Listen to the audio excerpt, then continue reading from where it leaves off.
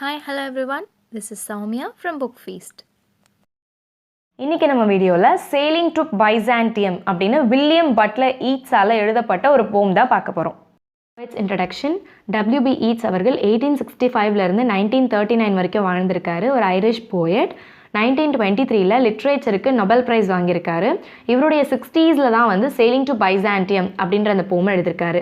இந்த போம் வந்து இவருக்கு ரொம்பவே கனெக்ட் ஆன ஒரு போம் அப்படின்றத வந்து சொல்லியிருக்காரு.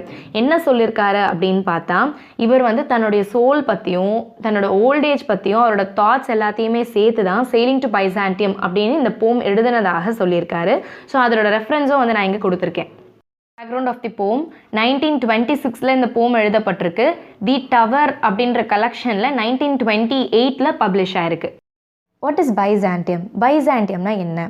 பைசாண்டியம் அப்படின்றது ஒரு இடம், ancient Greek holy city. Ancient Turkish கேபிட்டலான இந்த இடத்த கிறிஸ்டியனைஸ்டு ரோமன் எம்ப்ரரான கான்ஸ்டான்டைன் வந்து இன்வைட் பண்ணுறாரு. அந்த இடத்துக்கு அவர்கிட்ட பெயர் தான் வந்து கான்ஸ்டான்டினோப்பிள். இன்றைக்கி நம்ம அந்த இடத்த இஸ்டான்புல் அப்படின்னு சொல்கிறோம். ரோமோட கேபிட்டலாக இருந்திருக்கு. இந்த போமில் பைசாண்டியம் அப்படின்னா என்ன ரெஃபரன்ஸ் கொடுக்குறாங்க அப்படின்னா, place of eternal art, transcendental கான்செப்ட்ஸை சொல்கிறதுக்காக பைசாண்டியம் அப்படின்ற ஒரு இடத்த வந்து இங்கே பயன்படுத்தியிருக்காங்க. ஸ்டார்டிங் ஆஃப் தி போம். இந்த போமில் மொத்தம் 4 ஸ்டான்ஸாஸ் இருக்குது. ஒவ்வொரு ஸ்டான்ஸாவுமே வந்து 8 லைன்ஸில் இருக்குது. இந்த போமில் 3 டிஃப்ரெண்ட் லொக்கேஷன்ஸை நம்மளால் பார்க்க முடியும். ஃபர்ஸ்ட் என்ன அப்படின்னா, the world of the young, அதாவது இந்த போயட் இருக்கக்கூடிய இடம் அயர்லாண்ட் அப்படின்னு கூட சொல்லலாம். பைசாண்டியம். பைசாண்டியம் அப்படின்றது இமேஜினரி வேர்ல்ட், இவர் போக விரும்பக்கூடிய ஒரு இடம். மூணாவது ஸ்பீக்கர்ஸ் மைண்ட், இந்த ஸ்பீக்கரோட மைண்டில் என்ன ஒரு லேண்ட்ஸ்கேப் இருக்குது, அந்த இடம் வந்து எப்படி அமைஞ்சிருக்கு அப்படின்றது. Historical background. ஐரிஷ் ஹிஸ்ட்ரியில் ஒரு கயாட்டிக் பீரியட் போயிட்டு இருந்தப்போ தான் சேலிங் டு பைசாண்டியம் அப்படின்ற அந்த போமானது எழுதப்பட்டிருக்கு. எப்படின்னு பார்த்தா, ஐரிஷ் ரிப்பப்ளிக்கன் ஃபோர்ஸஸ் வந்து பிரிட்டிஷ் ஆக்குபேஷனை ரிபல் பண்ணுறாங்க. அதோடைய ரிசல்ட்டாக ஒரு சின்ன குரூப் ஒன்று நார்தர்ன் கண்ட்ரீஸில் ஃபார்ம் ஆகுது. அந்த குரூப்போடைய பெயர் தான் ஐரிஷ் ஃப்ரீ ஸ்டேட். இந்த குரூப்போடைய செனேட்டராக யார் இருக்கா அப்படின்னு பார்த்தா W.B. ஈட்ஸ்.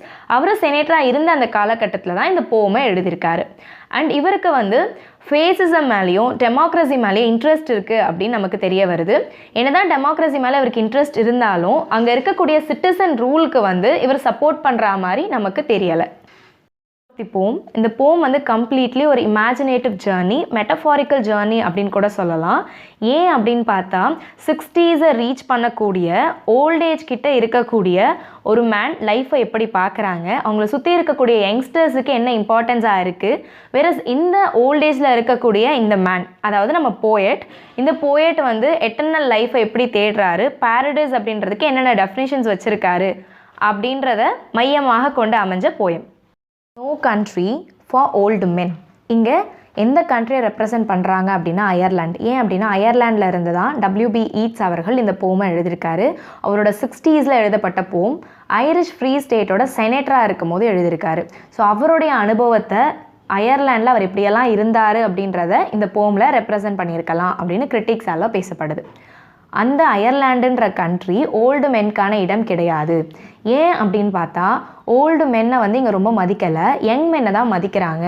ஏன்னா இந்த இடத்துல மதிப்பு அப்படின்றது having sex, making love, sexual desire, இதை வச்சு தான் வந்து எடை போடப்படுது. ஓல்டு மென் வந்து இது எல்லாத்துலேயுமே வந்து கொஞ்சம் யங் மென்னை விட பின்வாங்கி தான் இருக்காங்க. ஆனால் ஓல்டு மென் வந்து திறமையாக இருக்காங்க, அவங்களுக்கு நிறைய அனுபவங்கள் இருக்குது, இன்டலெக்டாக இருக்காங்க, ஸ்பிரிச்சுவலாக இருக்காங்க. ஆனால் அவங்களுக்கு அங்கே மதிப்பு இல்லை, யங் மென்க்கு மட்டும்தான் மதிப்பு இருக்குது. ஸோ அந்த கண்ட்ரியில் முக்கியத்துவம் கொடுத்து எதை பார்க்குறாங்க அப்படின்னு பார்த்தா, making love, sexual desire. In one another's arms, the young in one another's arms. இந்த யங் மென், யங் உமன், இவங்க எல்லாமே வந்து ஒருத்தரோட தோளில் ஒருத்தர் சாஞ்சிட்ருக்காங்க. பேர்ட்ஸ் இன் தி ட்ரீஸ், மரத்தில் இருக்கக்கூடிய பறவைகளும் அப்படி தான் இருக்குது. தோஸ் டையிங் ஜென்ரேஷன்ஸ், இங்கே டையிங் ஜென்ரேஷன்ஸ் அப்படின்றது வந்து இந்த யங் மென்னை தான் ரெப்ரசன்ட் பண்ணுறாங்க. ஏன் வந்து டையிங் ஜென்ரேஷன்ஸ் அப்படின்னு சொல்கிறாங்கன்னா, இந்த யங் பீப்புள் வந்து இன்டலெக்டை நோக்கி போகாமல், ஸ்பிரிச்சுவாலிட்டியை நோக்கி போகாமல், இவங்களுடைய சோலை எதை நோக்கி போக வைக்கிறாங்க அப்படின்னு பார்த்தா மேக்கிங் லவ். ஸோ அதனால் dying generations. At their song, These salmon falls அப்படின்றது ஒரு சின்ன வாட்டர் ஃபால்ஸ். அந்த வாட்டர் ஃபால்ஸில் சால்மன் ஃபிஷ் வந்து அங்கேயும் இங்கேயும் தாவிக்கிட்டு இருக்கும். சால்மன் ஃபிஷ்ஷுக்குமே வந்து இங்கே ஒரு செக்ஷுவல் ரெஃபரன்ஸ் இருக்குது. என்ன அப்படின்னா, லீப்பிங் ப்ராசஸில் இருக்கும் போதே வந்து சால்மன் ஃபிஷ் வந்து லவ் மேக் பண்ணுமா. ஸோ இங்கே இருக்கக்கூடிய அந்த ஃபிஷ் கூட அப்படி தான் இருக்குது. தி மெக்கரல் க்ரௌடட் சீஸ். மெக்கரல் அப்படின்னு சொல்லக்கூடியது ஓஷனில் வாழக்கூடிய ஒரு ஆயிலி ஃபிஷ். அந்த ஃபிஷ் வந்து கூட்டமாக தான் இருக்குமா. கூட்டத்தில் இருக்கும் போது கூட இந்த ஃபிஷ்ஷோடைய கான்சன்ட்ரேஷன் லவ் மேக்கிங்கில் தான் இருக்குமா. ஸோ அங்கே இருக்கக்கூடிய பறவைகளும் சரி, யங் பீப்புளும் சரி, ஃபிஷ்ஷுமே சரி, அதோடைய கவனம் எல்லாமே வந்து லவ் மேக்கிங், செக்ஷுவல் டிசையர் அப்படின்னு தான் இருக்குது. அதனால் வந்து இன்டலெக்டாகவும் ஸ்பிரிச்சுவலாகவும் ரொம்ப ஹையில் இருக்கக்கூடிய ஓல்டு மென்க்கு இங்கே மரியாதை இல்லை, மதிப்பு இல்லை. மதிப்பு இல்லாததுனால அயர்லாண்ட் வந்து ஓல்டு மென்க்கான கண்ட்ரி கிடையாது. Fish, flesh or fowl commend all summer long. Fish அப்படின்றது மீன், ஃப்ளஷ் அப்படின்றது ஹியூமனை சொல்கிறாங்க, ஃபவுல் அப்படின்றது பறவை. ஸோ மீனுடைய வாழ்க்கையாக இருந்தாலும், மனுஷனுடைய வாழ்க்கையாக இருந்தாலும், பறவையோடைய வாழ்க்கையாக இருந்தாலும் எதையே மையமாக கொண்டு இருக்கு அப்படின்னா making love. Whatever is begotten. Begotten அப்படின்னா பிகெட். இங்கே பிகெட் சில்ட்ரன். செடி கொடியாக இருந்தால் பிகெட் பிளான்ஸ், ஹியூமனாக இருந்தால் beget children. Birds, fish beget young ones. So அவங்களுடைய யங் ஒன்ஸை வந்து ப்ரொடியூஸ் பண்ணுறது மட்டும்தான் அவங்க லைஃபுடைய டார்கெட்டாகவே வச்சுருக்காங்க. Born and dies. ஸோ பிறக்கிறாங்க, இறக்குறாங்க. இதுக்கு நடுவில் அவங்க வாழ்க்கையோட மையமாக அவங்க பார்க்கக்கூடியது என்னென்னா செக்ஷுவல் டிசையர். அதை தாண்டி இன்டலெக்ட்டுக்கோ ஸ்பிரிச்சுவாலிட்டிக்கோ அந்த இடத்துல இடமே கிடையாது. அதனால் வயதானவங்க வந்து இந்த இடத்துல வாழ முடியலை. வயதானவங்களுக்கு ஏற்ற இடமாக இது இல்லை. Caught in that sensual music. Sensual music அப்படின்னா உணர்ச்சிகளை தூண்டக்கூடிய பாடல்கள். அவங்க கேட்கக்கூடிய பாடல்கள் கூட வந்து செக்ஷுவல் கனெக்டேஷனில் தான் இருக்குது. All neglect monuments of unageing intellect. Monuments அப்படின்னா வந்து சிறந்த சிற்பங்கள், வயதே ஆகாத சிற்பங்கள். எப்பயுமே வந்து இன்டலெக்ட் அப்படின்றதுக்கு வந்து என்றைக்குமே வந்து வயசு ஆகாது. அந்த வயதே ஆகாத இன்டலெக்டாக இருக்கக்கூடிய மானுமெண்ட்ஸ் இந்த இடத்துல வந்து வயதானவங்கன்னு கூட எடுத்துக்கலாம். ரொம்ப இன்டலெக்டாக இருக்க வயதானவங்களோ இல்லை அவங்களால படைக்கப்பட்ட இலக்கியங்களையோ வந்து அவங்க முதன்மையாக பார்க்கல, அதுக்கு மரியாதை கொடுக்கல, அதெல்லாம் ஒதுக்கி தள்ளிட்டு சென்ஷுவல் மியூசிக்கை மட்டுமே கேட்டு அதுக்குள்ளேயே மாட்டிட்டு முழிச்சிட்ருக்காங்க. Aged man is but a paltry thing.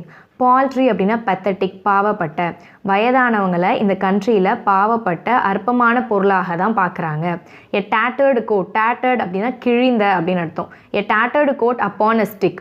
ஒரு குச்சி மேலே கிழிஞ்ச கோட்டை போட்டிருந்தா எப்படி ஒரு தோற்றத்தை கொடுக்குமோ அந்த தோற்றத்தை தான் வந்து வயதானவங்களுடைய தோற்றமாக பார்க்குறாங்க. வயதானவங்களை ஸ்கேர் க்ரோவாக தான் பார்க்குறாங்க.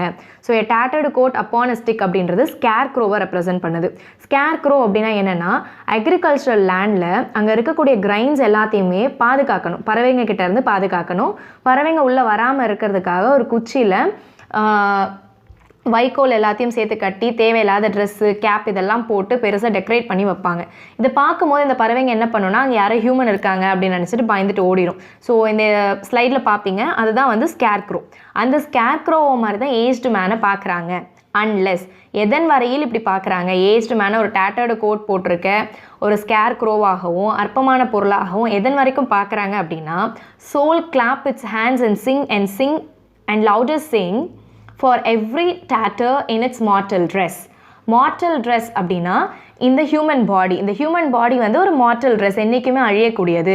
இந்த ஹியூமன் பாடி கூட கனெக்ட் ஆகிருக்கக்கூடிய இந்த லவ் மேக்கிங், செக்ஷுவல் டிசையர் இதெல்லாமே வந்து என்றைக்குமே அழியக்கூடியது, ஒரு அற்பமான ஒரு விஷயம்தான். இதை தாண்டி வந்து நம்ம சோலோட கனெக்ட் ஆகக்கூடியது இன்டலெக்ட், ஸ்பிரிச்சுவாலிட்டி, இண்டிவிஜுவாலிட்டி அப்படின்றத என்னைக்கு வந்து உணர்றாங்களோ அன்னைக்கு தான் வந்து இந்த ஏஜ்டு மேனை இப்படி பார்க்குறது, ஏஜ்டு பீப்புளை இந்த மாதிரி பார்க்குறத வந்து ஸ்டாப் பண்ணுவாங்க. அண்ட் நம்ம வந்து நம்ம சோல் வந்து நம்மளை கிளாப் பண்ணுற அளவுக்கு நம்ம வந்து இன்டலெக்டை தேடி போகணும், நம்ம ஸ்பிரிச்சுவலாக இருக்கணும் அப்படின்னு யாரும் நம்மக்கிட்ட சொல்ல மாட்டாங்க. நம்ம தான் அதை தேடி பயணம் போகணும் அப்படின்ற மாதிரியும் சொல்கிறாரு. அதற்காக தான் நான் பைசாண்டியம் போக போகிறேன் அப்படின்னும் சொல்கிறாரு. பைசாண்டியம் அப்படின்றது இமேஜினேட்டிவ் ஜேர்னி தான், பைசாண்டியம்க்கு இவர் போகலை. Nor is there singing school but studying monuments of its own magnificence. Magnificence அப்படின்னா கிரேட்னஸ். ஏஜ்டு மேனால் மட்டும்தான் ஒருத்தவங்களுடைய ஆன்மாவை வந்து வெளிக்கொண்டு வர வைக்கிற அளவுக்கு வந்து கவிதைகளை எழுத முடியும், லிட்ரரி ஒர்க்ஸை கொண்டு வர முடியும். அவனை தான் நீங்கள் வந்து ரொம்ப அற்பமாக ஸ்கேர் க்ரோ மாதிரி பார்க்குறீங்க. இந்த ஆன்மாவை வந்து வெளிக்கொண்டு வர வைக்க அதுக்குன்னு ஸ்கூல்ஸ் ஏதாவது இருக்கானா அதுவும் இல்லை. சரி, மானுமெண்ட்ஸை பற்றி ஏதாவது படிக்கிறாங்களா? மானுமெண்ட்ஸை பற்றி படிக்கும் போது சிறந்த விஷயங்கள்லாம் தெரிய வரும் அப்படின்னு பார்த்தா அதுவும் கிடையாது.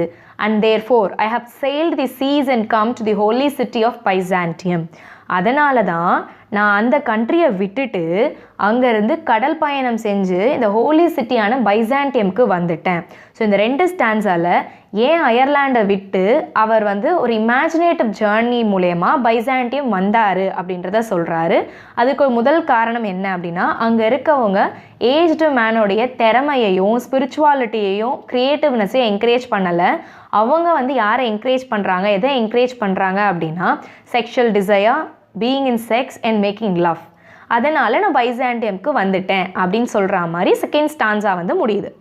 Sages standing in God's holy fire. Sages அப்படின்னா wise men. As the gold mosaic of a wall. Mosaic அப்படின்னா art made out of pottery or glass. So பாட்ரினாலேயோ கிளாஸ்னாலேயோ செய்யப்பட்ட இந்த கலைகள் வந்து இந்த வால் ஃபுல்லாக இருக்குது. அப்படியேப்பட்ட வாலில் ஹோலி ஃபயரில் சேஜஸ் நீங்கள் நின்றுட்டுருக்கீங்க. Come from the holy fire. அந்த ஹோலி ஃபயரில் இருந்து வெளியே வாங்க. பர்னே இன்ன கயா. பர்னே அப்படின்னா வந்து ஸ்பின்னிங் மிஷினில் சுற்றக்கூடிய அந்த ஸ்பீடை சொல்கிறது. பர்ன்ன்ற வேர்டை Yeats அவர்களே காயின் பண்ணியிருக்காரு. கயா அப்படின்னா ஒரு ஸ்பைரல் மோஷனில் நகர்றது. பர்னே இன்ன கயர் அப்படின்றத சேர்த்து சொல்லணும் அப்படின்னா within a fraction of second. ஒரு சூவிங் மிஷினில் ஒரு ஃப்ராக்ஷன் ஆஃப் செகண்டில் வந்து பார்த்தா கிளாத் வந்து ஸ்டிச் பண்ணி வெளியே வந்துடும். ஸோ அந்த அளவுக்கு வந்து அவ்வளோ ஒரு வேகமாக கடவுளுடைய செயலானது இருக்குது. அந்த ஹோலி ஃபயரில் இருந்து நீங்கள் நிறைய யாகங்கள்லாம் வளர்த்துட்ருக்கீங்க. அங்கேருந்து ஒரு நிமிஷம் வெளியே வாங்க. And be the singing masters of my soul. என்னுடைய சோலோட சிங்கிங் மாஸ்டராக மாறுங்க. அதாவது இது வரைக்கும் வந்து நான் அயர்லாண்டில் இருந்தேன். அயர்லாண்டில் வந்து பேஷனேட் சாங்ஸ்க்கு மட்டும்தான் வந்து இடம் இருந்துச்சு. வேறு ஏதாவது சாங்ஸ் அப்படின்னா வந்து இவன் வயசானவன் அப்படின்னு சொல்லி வெளியே அமுச்சிருவாங்க. இங்கே வரவும் தான் ஸ்பிரிச்சுவல் சாங்ஸை நான் பார்க்குறேன். அந்த ஸ்பிரிச்சுவல் சாங்ஸ் வந்து என்னுடைய சோலை என்கரேஜ் பண்ணணும். என்னுடைய சிங்கிங் மாஸ்டராக நீங்கள் மாறுங்க அப்படின்னு சொல்கிறாரு. Consume my heart away. Consume அப்படின்னா வந்து சரி செய்தல், சீரமைத்தல். என்னுடைய ஹார்ட்டை வந்து சரி பண்ணுங்க, என்னுடைய மனசை சரி பண்ணுங்க. ஏன்னா சிக் வித் டிசையர். டிசையர் அப்படின்னா ஆசை. And fastened to a dying animal. என்னுடைய இதயமானது மற்ற மனிதர்களை மாதிரி ஆசையினால் வந்து நிரப்பப்பட்டிருக்கு, நோய்வாய்ப்பட்டிருக்கு. என்னோட இதயத்தை வந்து சரி பண்ணுங்க.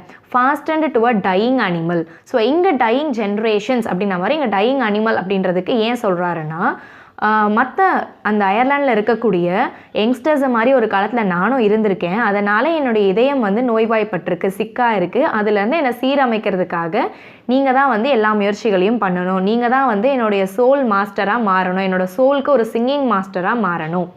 It knows not what it is. என்னுடைய ஹார்ட்க்கு வந்து சரியா தப்பா என்ன அப்படின்றது தெரியாது. And gather me into the artifice of eternity. Eternity அப்படின்னா இன்ஃபினிட்டி அப்படின்னு அர்த்தம், அதாவது நித்தியத்துவம். ஆர்டிஃபைஸ் அப்படின்னா கிளவர் ஆர்டிஸ்ட்ரி.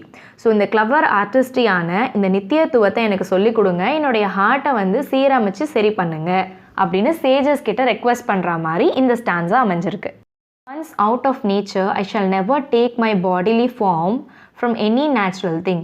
ஒரு தடவை வந்து இப்படி நான் உங்ககிட்ட வந்து என்னுடைய சோலை ப்யூரிஃபை பண்ணி என்னுடைய ஹார்ட்டை வந்து ஆசைகள் எல்லாத்தையுமே துறக்க வச்சு இந்த பாடி ஃபார்மை விட்டு போனதுக்கப்புறம் திருப்பி ஒரு பிறவின்னு இருந்துச்சுன்னா அந்த பிறவியில் ஹியூமனாவோ ஃபிஷ்ஷாவோ பேர்டாவோ பறக்கக்கூடாது. பட் ஆனால் such a form as a Grecian goldsmiths make of hammered gold and gold enameling to keep a drowsy emperor awake.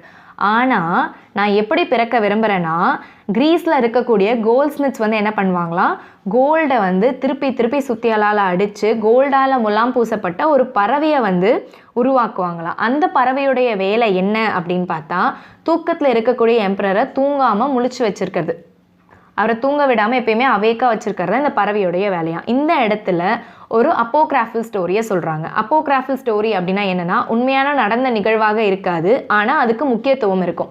இங்கே அப்படி ஒரு நிகழ்வு என்ன அப்படின்னா, பைசாண்டியமில் எம்பரர் வந்து எப்பயுமே வந்து விழிச்சிருக்கணும் அப்படின்றதுக்காக பொற்கொள்ளர்கள் எல்லாம் சேர்ந்து என்ன பண்ணுறாங்கன்னா, கோல்டு, வேல்யூபிள் மெட்டல்ஸ் இது எல்லாத்தையும் வச்சு ஒரு மரம் செய்கிறாங்க. அந்த மரம் ஃபுல்லாக வந்து மெக்கானிக்கல் பேர்ட்ஸை வந்து ஃபில் பண்ணுறாங்க. இந்த மெக்கானிக்கல் பேர்ட்ஸ் வந்து இப்போ பாரு பாடிக்கிட்டே இருக்குமா, இதனால் இந்த எம்பரர் வந்து தூங்காமல் விழிச்சே இருப்பாராம். அந்த மாதிரி ஒரு பறவையாக நான் பிறக்க விரும்புகிறேன்.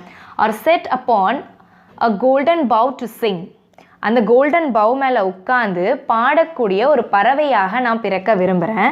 To lords and ladies of Byzantium. யாருக்கு பாடல் பாட விரும்புகிறேன் அப்படின்னு பார்த்தா அங்கே இருக்கக்கூடிய லார்ட்ஸ், அதாவது மென் ஆஃப் தி சொசைட்டிக்கும் and ladies female of the சொசைட்டிக்கும் எங்கே பைசாண்டியமில் of what is past or passing or to come.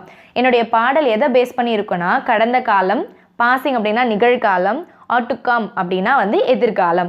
So எதிர்காலம் எப்படி இருக்க போகுது, நிகழ்காலம் எப்படி இருக்குது, கடந்த காலம் எப்படி இருந்துச்சு அப்படின்னு அங்கே இருக்கக்கூடிய எங்கள் பைசாண்டியமில் இருக்கக்கூடிய லார்ட்ஸ் அண்ட் லேடிஸ், அதாவது அரிஸ்டோக்ராட் பீப்புளுக்கு பாடல்களை கோல்டன் பவுலில் உட்காந்து பாடக்கூடிய ஒரு பறவையாக பிறக்க விரும்புகிறேன் அப்படின்னு சொல்கிற மாதிரி முடிக்கிறாரு. Themes: agony of old age, artificial as superior to natural, spirituality and individuality, old age and mortality, the power of art. Symbols. என்னென்ன சிம்பிள்ஸ் இதில் பார்க்க முடியுது அப்படின்னா பேர்ட்ஸ் அண்ட் பேர்ட் சாங். இந்த பறவையும் பறவையோட பாடல்களும் நமக்கு வந்து ரெண்டு விஷயத்தை ரிஃப்ளெக்ட் பண்ணுது. ஃபஸ்ட்டு ஸ்டான்ஸால் ஒரு நெகட்டிவ் கன்னடேஷனில் அங்கே இருக்கக்கூடிய யங்ஸ்டர்ஸை மாதிரி இந்த பறவைகளுமே வந்து லவ் மேக்கிங்கில் மட்டும்தான் வந்து இன்ட்ரெஸ்டாக இருக்காங்க அப்படின்ற மாதிரியும், செகண்ட் ஸ்டான்ஸால் பைசாண்டியமில் அதாவது அந்த அப்போக்ராஃபல் ஸ்டோரியில் வரக்கூடிய பறவையாக நான் வாழ விரும்புகிறேன் அப்படின்னு சொல்கிற மாதிரியும் இருக்குது. ஹியூமன் பாடி அக்லினஸ் அண்ட் டீகேவை ரிசம்பிள் பண்ணுது. கோல்ட் வேல்யூ, ஸ்டேட்டஸ் அண்ட் ஸ்பிரிச்சுவாலிட்டியை சிம்பலைஸ் பண்ணுது. ஆர்ட் சோலோடைய நீட் அண்ட் ஸ்பிரிச்சுவாலிட்டியை சிம்பலைஸ் பண்ணுது. So that's all for today's video. உங்களுக்கு வேறு ஏதாவது வீடியோ வேணும் அப்படின்னா கமெண்ட் செக்ஷனில் மறக்காமல் மென்ஷன் பண்ணுங்கள். Please like, share, comment and subscribe. Thank you.